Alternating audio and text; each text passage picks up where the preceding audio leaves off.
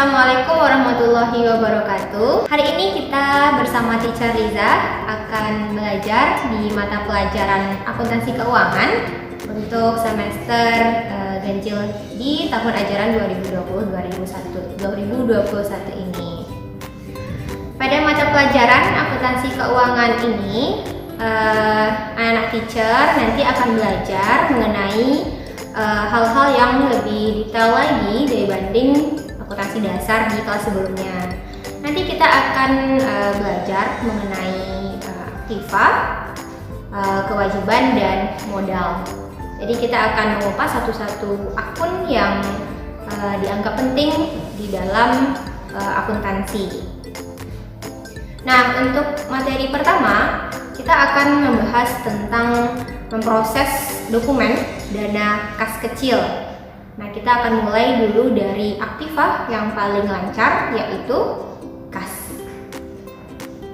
Sebuah perusahaan pasti melakukan yang namanya pengeluaran dalam melaksanakan kegiatan operasinya.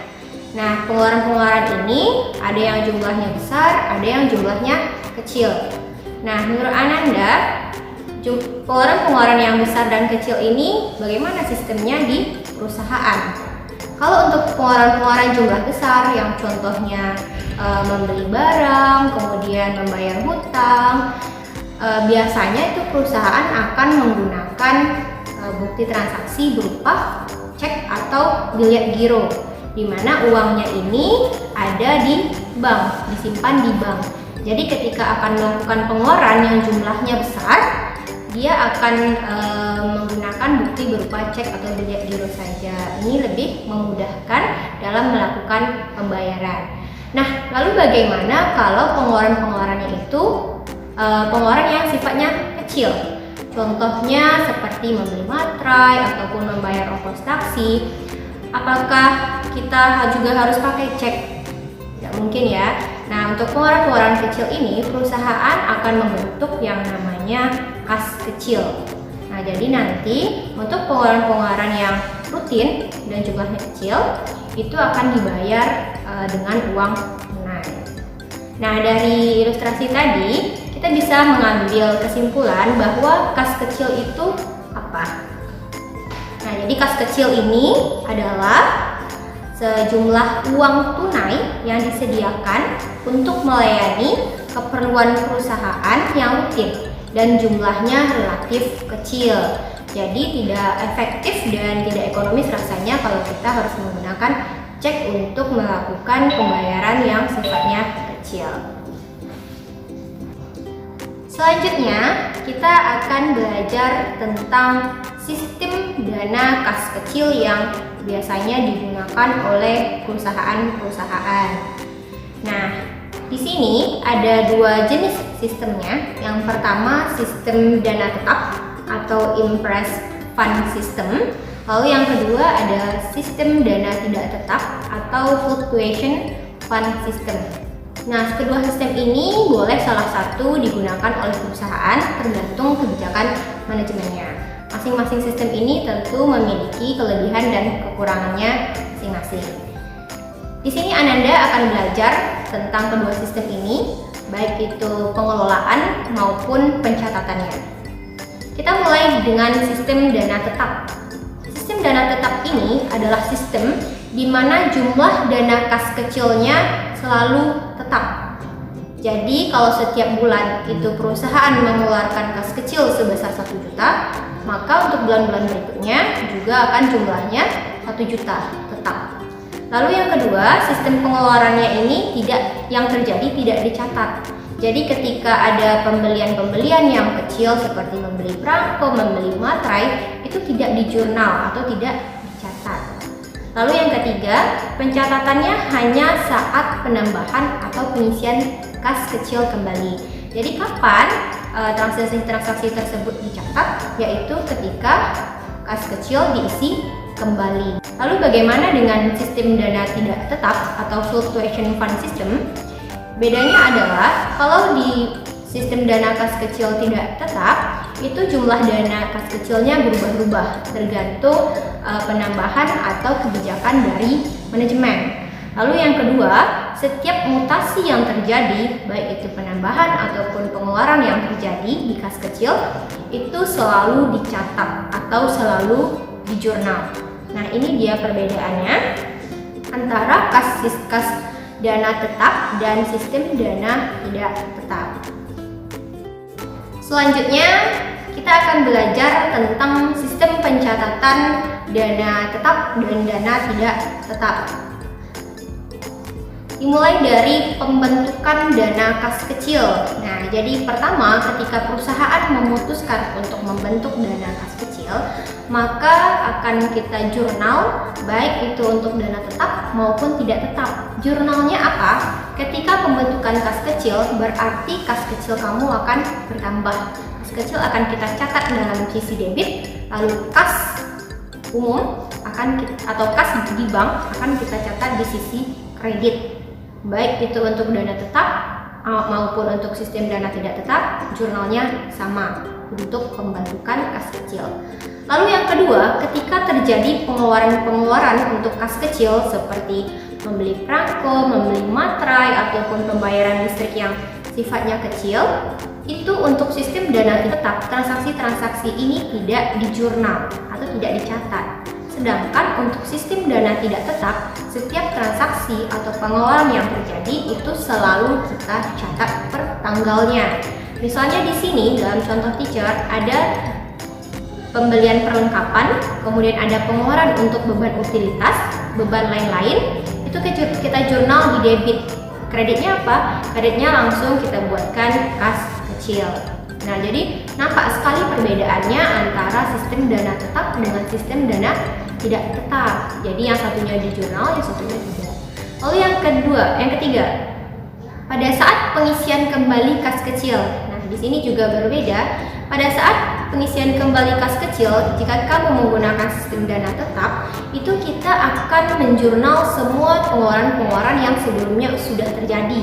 Pengeluaran sebelumnya kan belum kita catat. Nah, kita catatnya saat terjadi pengisian kembali. Jurnalnya yaitu perlengkapan, beban utilitas, beban lain-lain di sisi debit, lalu kreditnya langsung kas di bank atau kas umum, bukan kas kecil lagi. Karena jumlah uang yang akan diterima oleh pemegang kas kecil ini sesuai dengan jumlah pengeluaran-pengeluaran yang telah dilakukannya. Lalu untuk sistem dana tidak tetap, jurnalnya yaitu pada saat pengisian kembali kas kecil, dia hanya menjurnal kas kecil pada kas bank. Berarti kas kecilnya bertambah, kas umumnya berkurang. Hanya seperti itu. Jadi nampak sekali perbedaannya antara sistem dana tetap dengan sistem dana tidak tetap. Nah, begitu juga untuk transaksi apabila adanya penambahan atau pengurangan kas kecil. Jadi kas kecil ini apabila dia dianggap terlalu kecil, terlalu rendah, tidak mencukupi untuk pengeluaran-pengeluaran rutin, maka sewaktu-waktu akan dilakukan yang namanya penambahan kas kecil. Jurnalnya itu kalau untuk tetap sistem dana tetap yaitu sama dengan sistem dana tidak tetap. Apabila terjadi pengurangan, maksudnya apabila kas kecilnya dianggap terlalu besar, lalu pengeluaran-pengeluarannya hanya sedikit, maka akan dilakukan pengurangan terhadap dana kas kecil. Jurnalnya yaitu kas di bank, kasnya bertambah, kas kecilnya berkurang. Itu jika kas kecilnya dikurangkan. Berikut ada contoh soal yang akan teacher contohkan ke Ananda. PT Perdana menyelenggarakan kas kecil untuk pengeluaran-pengeluaran kecil. Kas kecil tersebut mulai dibuka pada tanggal 1 Maret 2020 dengan menerima uang sebanyak 200.000 dari kas pusat. Nah, untuk selanjutnya kas kecil diisi setiap tanggal 10 dan tanggal 25. Transaksi-transaksi yang berhubungan dengan kas kecil selama bulan Maret 2020 adalah sebagai berikut. Nah, pada tanggal 3 Maret terjadi maaf sebelumnya, ketika ada soal seperti ini berarti langkah pertama kamu, karena si perusahaan PT Perdana ini baru membentuk kas kecil, berarti kita jurnal pada tanggal 1 Maret 2019 adalah untuk pembentukan dana kas kecil. Jurnalnya apa? Baik itu sistem dana tetap maupun sistem dana tidak tetap, jurnalnya sama, yaitu kas kecil di debit, kas di banknya kredit sebesar 200.000. Lalu berikutnya untuk tanggal 3 Maret dibeli perangko sebesar 10.000 dan materai juga sebesar 10.000. Ini kita masukkan ke dalam akun perlengkapan kantor. Nah, dari transaksi ini apabila kita menggunakan sistem dana tetap berarti tidak kita jurnal. Tetapi jika kita menggunakan sistem dana tidak tetap berarti transaksi ini kita jurnal dengan perlengkapan kantor di debit atau supplies, kemudian di kreditnya adalah kas kecil atau petty cash. Lalu di tanggal berikutnya, tanggal 7 Maret, dibayar rekening listrik sebesar 40.000 dan air 20.000. Nah, dari transaksi ini di sistem dana tetap tidak dijurnal lagi. Lalu kalau di sistem dana tidak tetap kita jurnal. Jurnalnya yaitu beban listrik dan air sebesar 60.000 debit, kreditnya yaitu kas kecil sebesar 60.000.